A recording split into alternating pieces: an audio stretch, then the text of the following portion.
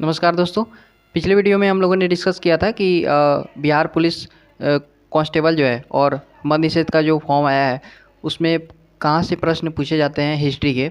और आज हम लोग ज्योग्राफी के प्रश्न पर इम्पोर्टेंट टॉपिक्स पर हम लोग डिस्कस करेंगे कि कहाँ से प्रश्न पूछे जाते हैं। और आज मैं एक ऐसे बुक का नाम बताऊंगा जहाँ से डायरेक्ट प्रश्न आते हैं। सीधे किसी किसी साल 70 से 80 प्रश्न सीधे उसी बुक से आए हुए हैं। और वो हम लोग आपको बताएंगे इस वीडियो में। और आप लोगों को पता ही होगा कि हम लोगों ने लगातार 5 बार से लगातार हम लोग बिहार कांस्टेबल का एग्ज़ाम निकालते आ रहे हैं। और बिहार दरोगा का भी हम लोग का पिछले बार प्रीलिम्स हुआ था। तो हम लोग चाहते हैं कि अपना एक्सपीरियंस आपको शेयर करें। और हम लोग एनालिसिस किए हुए हैं जिस सब्जेक्ट का जो मेन टॉपिक है उसी टॉपिक पर फोकस करके हम लोग एग्ज़ाम निकाल सकते हैं। बहुत लोग समुंदर में इधर उधर घूमते रहते हैं, तो जिसके कारण मेहनत करने के बाद भी रिजल्ट नहीं आता है। तो पिछले वीडियो में हम लोग हिस्ट्री के टॉपिक्स मेन टॉपिक्स हम लोग डिस्कस किए थे। आप लोग भी कॉपी पेन लेकर बैठ सकते हैं, नहीं तो टेलीग्राम चैनल पर ये जो है डाला जाएगा। ये इसका जो हम लोग लिखे हुए हैं एनालिसिस किए हुए हैं। तो लकी बताइए कि जो आज आज हम लोग पॉलिटी पर डिस्कस कर रहे हैं, कल हम लोग साइंस पर डिस्कस करेंगे ना। तो ये पॉलिटी में प्रश्न कहाँ कहाँ से पूछे जाते हैं? देखिए, मैंने जो एनालिसिस किया है वो लगभग मैंने 2010 से लेके और पिछले बार जो 19,000 तक का जो वैकेंसी का क्वेश्चन है उस सब को एनालिसिस लगभग 25 प्रीवियस ईयर्स का एनालिसिस करके मैंने क्वेश्चन को इम्पोर्टेंट टॉपिक्स सेलेक्ट किए हुए हैं। तो आज पॉलिटी पर हम बात करेंगे, पॉलिटी का इम्पोर्टेंट टॉपिक्स जो है उसके बारे में। तो मैं आपको बता दूं, पॉलिटी से 7 प्रश्न पूछे गए हैं हर साल। मैंने एक वीडियो हमने अपलोड किया था जिसमें बताया था कि किस सब्जेक्ट से कितने प्रश्न हैं। अगर आपने देखा नहीं है तो आप पीछे जाके देख सकते हैं उस वीडियो को। तो पॉलिटी बहुत बड़ा वेटेज रखता है। 7 प्रश्न जो हैं किसी भी सब्जेक्ट से, वैसे 7 तो नॉर्मली हैं, वैसे 8-9 भी हुआ है। आज हम लोग गूगल पर डिस्कस करने वाले थे, लेकिन पॉलिटी वाला टॉपिक पहले मिल गया, इसलिए आप इसको पहले हम लोग डिस्कस कर लेते हाँ, हैं। वो हमने तैयार करके रखा है। पॉलिटी भी है, भूगोल भी है और इकोनॉमिक्स भी है, लेकिन हालांकि अलग अलग वीडियो में डिस्कस करें क्योंकि लंबा हो जाएगा वीडियो। तो इसका आज पॉलिटी कर देते हैं, फिर कल भूगोल का हम लोग डिस्कस करेंगे। हाँ और परसों जो है इकोनॉमिक्स का, और फिर उसके बाद साइंस का। हाँ, आप लोग कमेंट बताइए। करके बता सकते हैं कि कौन सा पहले चाहिए, इकोनॉमिक्स चाहिए या हाँ, भूगोल तो का वीडियो चाहिए। आप लोग कमेंट में बता दीजिएगा, टॉपिक मैं के बारे उसको में अपलोड कर लिखते दूंगा। हैं। हाँ, देखिए, पॉलिटी में जो है सबसे पहले मैं बता दूं 7 से 8 क्वेश्चन पूछे जाते हैं, जिसमें पहला इंपॉर्टेंट टॉपिक है। आप लोग नोट कर लीजिए इस टॉपिक को, जैसे जैसे मैं बता रहा हूँ टॉपिक नोट करते जाइए, क्योंकि जो छूट जाएगा उसी को टेलीग्राम पे मैं अलग से डालूंगा। लेकिन हालांकि छूटेगा नहीं। 25 सालों के प्रीवियस ईयर के एनालिसिस के बाद मैंने इंपॉर्टेंट टॉपिक्स सेलेक्ट किए हैं। 6 ही टॉपिक है, आप उसको नोट करते जाइए। एक है टॉपिक आपका शब्दावली से प्रश्न आता है पॉलिटी में। जो राज व्यवस्था से प्रश्न आता है संविधान वाले बुक से, उसमें शब्दावली से प्रश्न पूछे जाते हैं कि जैसे शक्ति पृथक्करण क्या होता है, और फिर शक्तियों का विभाजन क्या होता है, संघीय व्यवस्था क्या होता है। तो इस तरीके के टॉपिक में से एक प्रश्न ये फिक्स है कि आपका रहेगा ही रहेगा, चाहे पॉलिटी से एक भी क्वेश्चन ना रहे, लेकिन ये क्वेश्चन जरूर रहेगा। तो आप इसको स्टार मार्क करके लिख लीजिए, अपने जहाँ भी लिख रहे हैं, नोट कर रहे हैं टॉपिक को, उस पर लिख लीजिए। ये शक्ति पृथक्करण का अर्थ क्या हुआ? कि जो राज्य का है शक्तियाँ, ठीक है, और नहीं नहीं, केंद्र का है वो शक्तियों का विभाजन वो है। और वो फिर वो अलग है, वो अलग है, ठीक है।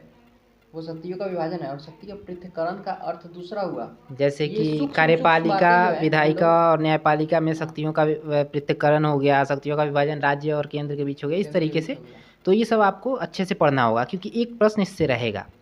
ठीक है।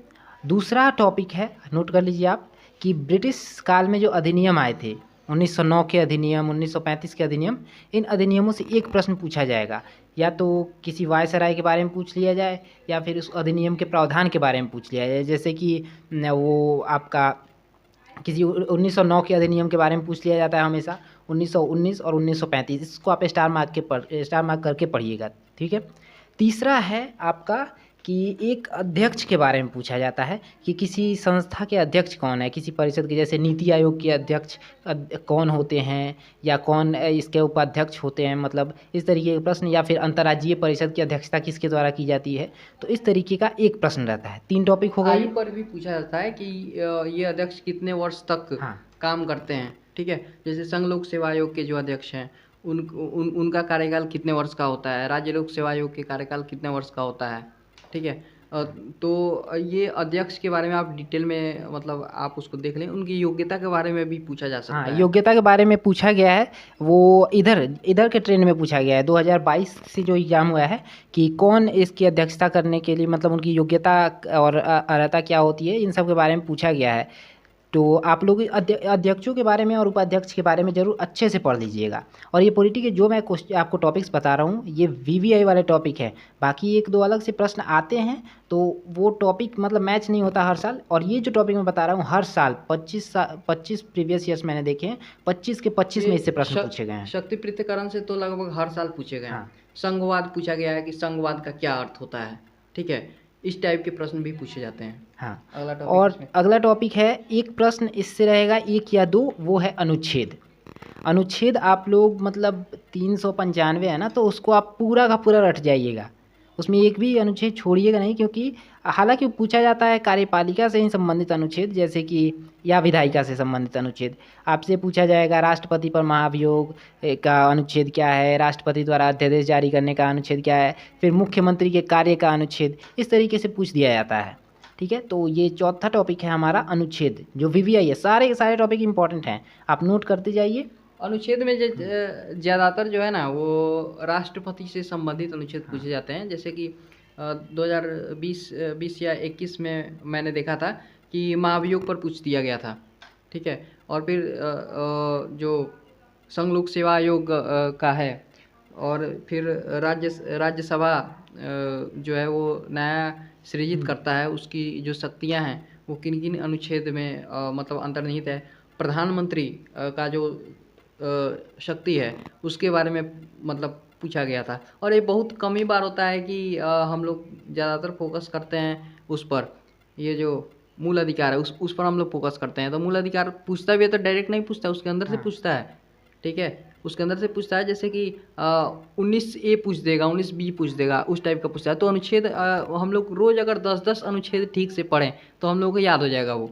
हाँ, क्योंकि अनुच्छेद में भी सब टॉपिक करके हम पढ़ सकते हैं। इम्पोर्टेंट है आपका कार्यपालिका से संबंधित अनुच्छेद, मतलब राष्ट्रपति, मुख्यमंत्री और फिर प्रधानमंत्री, इन सब से संबंधित अनुच्छेद। और फिर ये जैसा कि आपने बताया कि विधायिका से संबंधित अनुच्छेद, वो सब पूछे जाते हैं। तो इसमें आप ज़्यादा फोकस कीजिएगा, ठीक है। अगला टॉपिक जो है वो संविधान सभा और प्रारूप समिति से है।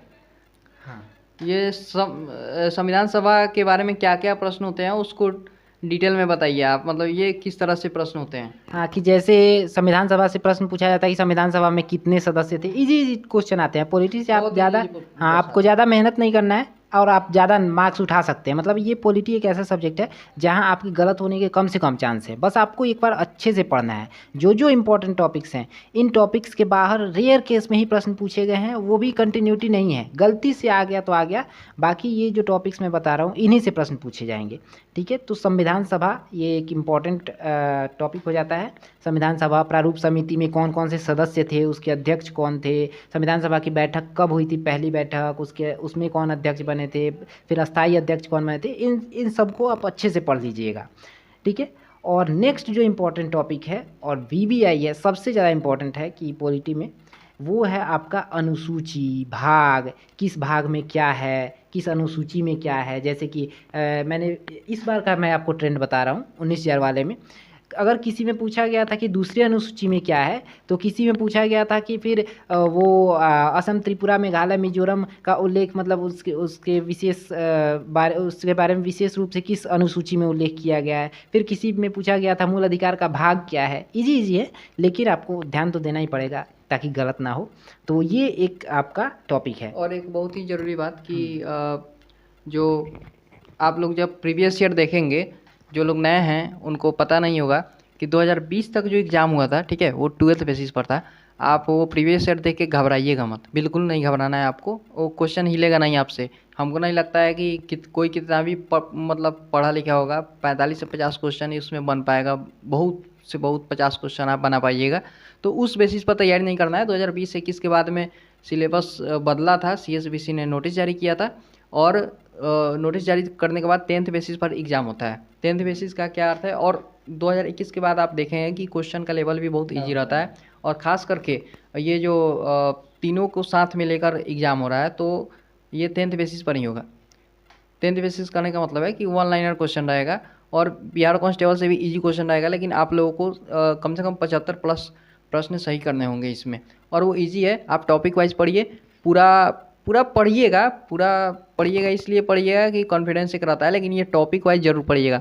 टॉपिक में हम लोगों ने डिस्कस कर लिया, मात्र 6 टॉपिक थे, है ना, ये पॉलिटी के 6 टॉपिक से 7 से 8 प्रश्न हैं। 7 से 8 प्रश्न इसमें रहते हैं। 100 प्रश्नों में 8 प्रश्न आप मान के चलिए।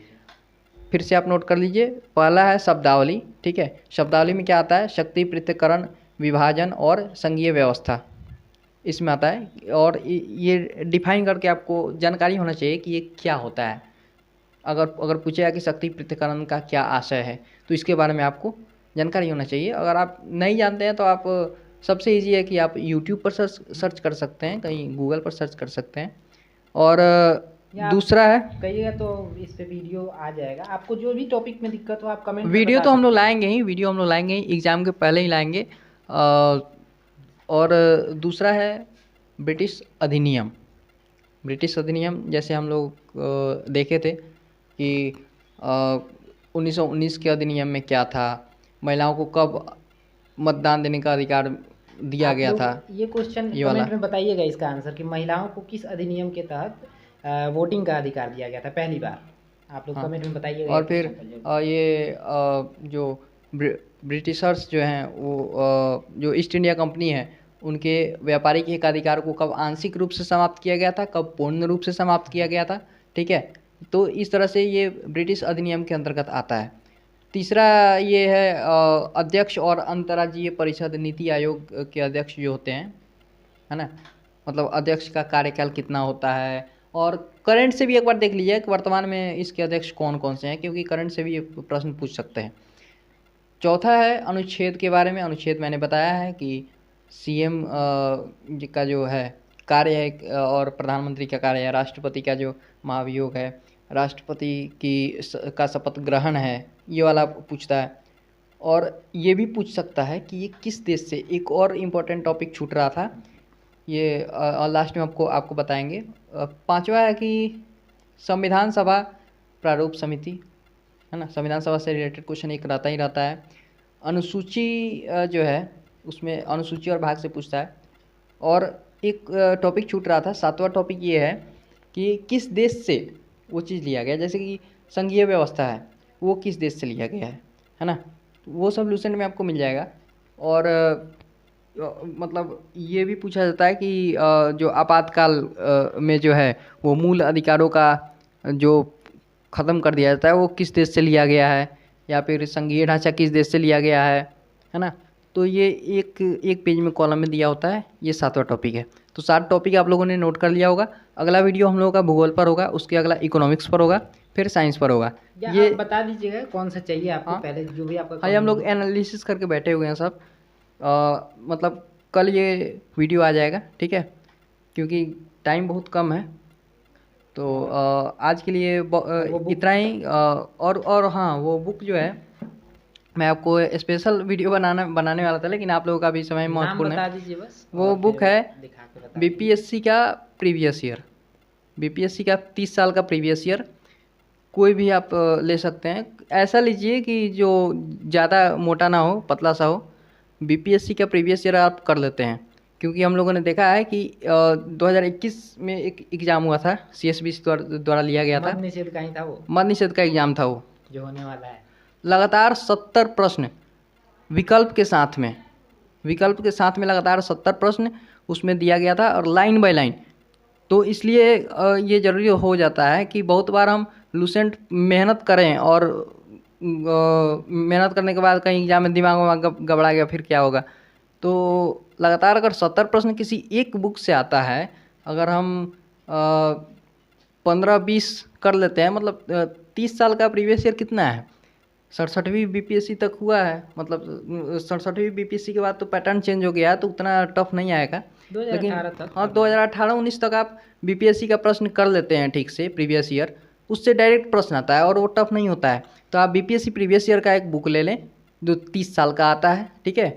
वो तो आप बीपीएससी सुन के घबराना नहीं है, पहले वाला बीपीएससी कांस्टेबल से भी ईजी था, कांस्टेबल से भी इजी इजी प्रश्न आते हैं। और जब आप देखेंगे, आप एक बार उसको कंप्लीट कर लेंगे, फिर आपका जो है कोई नहीं रोक सकता है सिलेक्शन से, ठीक है। मैं इतने दिनों से कर रहा था वीडियो में कि वो किताब का नाम बताने वाला हूँ, लुसेंट के साथ में। वो किताब आप जरूर कर लीजिए, भले ही आप सेट मारिए या नहीं मारिए, लेकिन वो किताब जरूर कर लीजिए। अगर सिलेक्शन नहीं होगा उस पर तो फिर आप बताना मुझे, मैं गारंटी के साथ 101% कहता हूँ कि वो बुक जिसने कंप्लीट कर लिया उसका सिलेक्शन कोई नहीं रोक सकता है।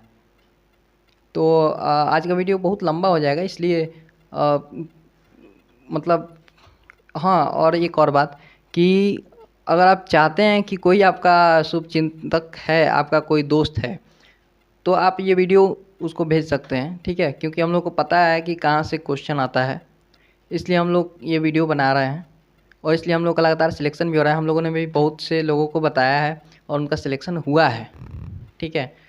तो आप अपने दोस्त को भेज सकते हैं, क्योंकि अगर ये बुक के बारे में उसे अगर पता होगा तो वो भी निश्चित रूप से निकाल हाँ, सकता है। जो लोग तैयारी कर रहे हैं आप उनको और शेयर कर दीजिएगा, हाँ, जिनको ज़रूरत है इस वीडियो की, इंपॉर्टेंट टॉपिक्स जो चाहिए उनको आप लोग शेयर कर दीजिएगा, अपने फ्रेंड सर्कल में शेयर कर दीजिएगा, ताकि वो लोग भी अच्छे से तैयारी कर सकें और इस बार कैसे भी रिजल्ट आए। अगर आपको संदेह है तो एक और वीडियो बनाकर मैं प्रमाण के साथ 100% लाइन बाय लाइन बता दूंगा कि कहाँ कैसे कैसे क्वेश्चन आया उस आप लोग बुक खुद से, भी देख सकते हैं, प्रीवियस ईयर से। कोई भी प्रीवियस ईयर उठाइए और ये जो मैंने टॉपिक्स बताए हैं, इसके अलावा आप कोई भी क्वेश्चन आपको मिल जाए, आप कमेंट करके बताइएगा कि हाँ ये टॉपिक छूट गया था, हो ही नहीं सकता है। मतलब 20 से 25 टॉपिक है पॉलिटी में, और हमने कितना बताया है? केवल 7 टॉपिक बताया है। केवल 7 टॉपिक पढ़ के आप आराम से निकाल सकते हैं। लुसेंट के अलावा एकमात्र बुक पढ़ के आप आराम से निकाल सकते हैं। कोई कोचिंग इंडस्ट्री का कोई कुछ भी भौकाल का ज़रूरत नहीं है, ठीक है। बहुत ईजी होता है, बस आप सही रास्ते में पढ़िए, आपका निकल जाएगा। हम लोग भी फेल हुए हैं शुरू में, हम लोग इसलिए फेल हुए हैं कि क्योंकि हमको पता नहीं था। जब पता चला हम लोग पास हो गए, उससे भी कम मेहनत करके हम लोग पास हुए। तो ठीक है, तो आज के लिए इतना ही। बहुत बहुत धन्यवाद, थैंक यू।